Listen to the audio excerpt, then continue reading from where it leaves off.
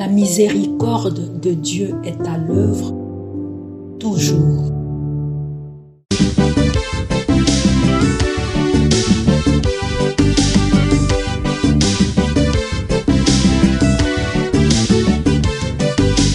Biblia, buku ya bomoi, buku ya bwanyae, emayele, ekokolisa boya bibwa biso.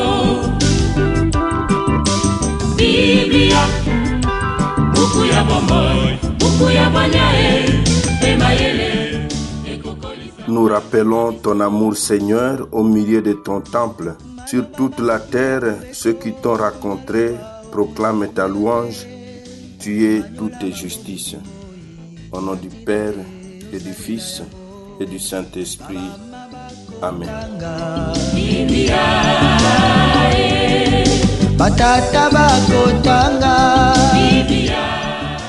Bien, chers frères et sœurs dans le Christ, bonjour. Ce jeudi 10 juillet, notre mère l'Église nous propose en méditation ces deux textes.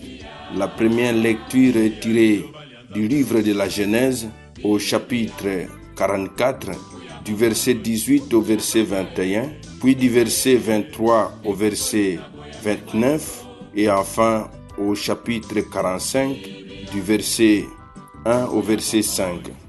L'évangile, c'est l'extrait de l'évangile de Jésus-Christ selon saint Matthieu, au chapitre 10, du verset 7 au verset 15. Prions le Seigneur.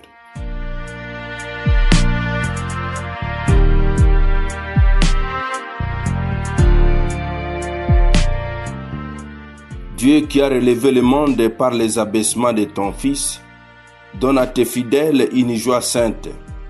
Tu les as tirés de l'esclavage du péché, fais-leur connaître le bonheur impérissable.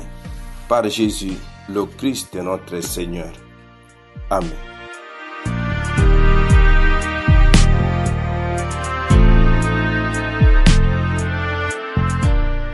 Liturgie de la parole de Dieu. Première lecture. Lecture du livre de la Genèse. En ce jour-là, Judas et ses frères, les fils de Jacob, avaient été ramenés devant Joseph. Judas s'approcha de lui et dit: « De grâce, mon Seigneur, permets que ton serviteur t'adresse une parole sans que la colère de mon Seigneur s'afflamme contre ton serviteur, car tu es aussi grand que Pharaon. Mon Seigneur avait demandé à ses serviteurs: avez-vous encore votre père ou un autre frère? Et nous avons répondu à mon Seigneur: nous avons encore notre vieux père et un petit frère, l'enfant qu'il a eu dans sa vieillesse. Celui-ci avait un frère qui est mort. Il reste donc le seul enfant de sa mère, et notre père l'aime. Alors tu as dit à tes serviteurs: amenez-le-moi, je vais m'occuper de lui. Si votre plus jeune frère ne vient pas avec vous, vous ne serez plus admis à ma présence. Donc, lorsque nous sommes retournés auprès de notre Père, ton serviteur, nous lui avons rapporté les paroles de mon Seigneur, et lorsque notre Père a dit: repartez pour nous acheter un peu de nourriture, nous lui avons répondu: nous ne pourrons pas repartir si notre plus jeune frère n'est pas avec nous, car nous ne pourrons pas être admis en présence de cet homme si notre plus jeune frère n'est pas avec nous. Alors notre Père, ton serviteur, nous a dit: vous savez bien que ma femme Rachel ne m'a donné que 2 fils, et le premier a disparu. Sûrement une bête féroce l'aura mis en pièces, et je ne l'ai jamais revu. Si vous amenez encore celui-ci loin de moi et qu'il lui arrive malheur, vous ferez descendre misérablement mes cheveux blancs au séjour des morts. Joseph ne put se contenir devant tous les gens de sa suite et il s'écria: faites sortir tout le monde. Quand il n'eut plus personne auprès de lui, il se fit reconnaître de ses frères. Il pleura si fort que les Égyptiens l'entendirent et même la maison de Pharaon. Il dit à ses frères: je suis Joseph, et c'est mon père vit encore. Mais ses frères étaient incapables de lui répondre, tant ils étaient bouleversés de se trouver en face de lui. Alors Joseph dit à ses frères: approchez-vous de moi.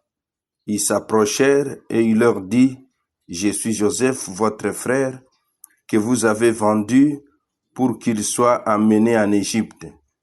Mais maintenant, ne vous affligez pas et ne soyez pas tourmentés de m'avoir vendu, car c'est pour vous conserver la vie que Dieu m'a envoyé ici avant vous.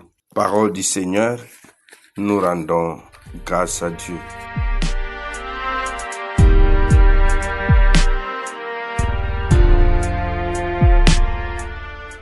C'est pour vous conserver la vie que Dieu m'a envoyé en Égypte. En une scène émouvante, Joseph se fait reconnaître par ses frères et manifeste le caractère providentiel de son histoire. C'est pour vous conserver la vie que Dieu m'a envoyé ici avant vous. Confère Genèse 45:5. On lit au sujet de Joseph dans les Actes des Apôtres: sur les lèvres d'Étienne, Dieu était avec lui et il le tira de toutes ses épreuves. Actes des Apôtres 7, 9 à 10. De la sorte, Joseph préfigure le Christ dans sa passion et sa résurrection. Évangile de Jésus-Christ selon saint Matthieu. En ce temps-là, Jésus disait à ses apôtres: sur votre route, proclamez que le royaume des cieux est tout proche. Guérissez les malades, ressuscitez les morts, purifiez les lépreux, expulsez les démons. Vous avez reçu gratuitement, donnez gratuitement. Ne vous procurez ni or, ni argent, ni monnaie de cuivre à mettre dans vos ceintures, ni sac pour la route, ni tunique de rechange, ni sandales, ni bâton. L'ouvrier, en effet, mérite sa nourriture. Dans chaque ville ou village où vous entrerez, informez-vous pour savoir qui est digne de vous accueillir et restez là jusqu'à votre départ. En entrant dans la maison, saluez ceux qui l'habitent. Si cette maison en est digne, que votre paix vienne sur elle. Si elle n'en est pas digne, que votre paix retourne vers vous. Si l'on vous accueille si l'on ne vous accueille pas, et si l'on n'écoute pas vos paroles, sortez de cette maison ou de cette ville et secouez la poussière de votre pied. Amen, je vous le dis, au jour du jugement, le pays de Sodome et de Gomorrhe sera traité moins sévèrement que cette ville. Acclamons la parole de Dieu. Louange à toi, Seigneur Jésus. Parole de Dieu, sainte et infinie. Vous avez reçu gratuitement, donné gratuitement. Jésus donne aux 12 ses directives pour la mission en Galilée. Ils auront à reproduire l'activité de leur maître qui se résume à proclamer la proximité du royaume de Dieu et à manifester la présence mystérieuse par des miracles. Nous aussi demandons cette grâce d'observer scrupuleusement les orientations directives données par notre Maître pour travailler efficacement dans sa vigne. Amen. Et que Dieu Tout-Puissant vous bénisse et vous protège, le Père, le Fils et le Saint-Esprit. Amen. Excellente journée à tous. Bonne fête patronale au Ulrich. Et en ces jours, portons Son Excellence Monseigneur Dieudonné Mandrapire Tanzi, évêque du Siro-Niangara, qui fête en ces jours son 9e anniversaire d'ordination épiscopale.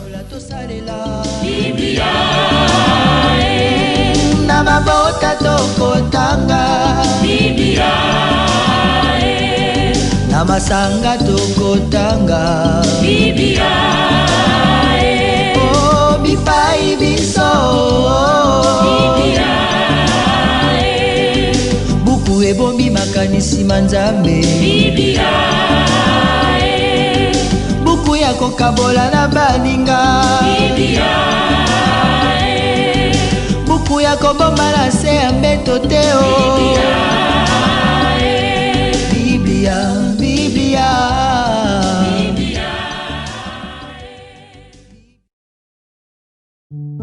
La miséricorde de Dieu est à l'œuvre toujours.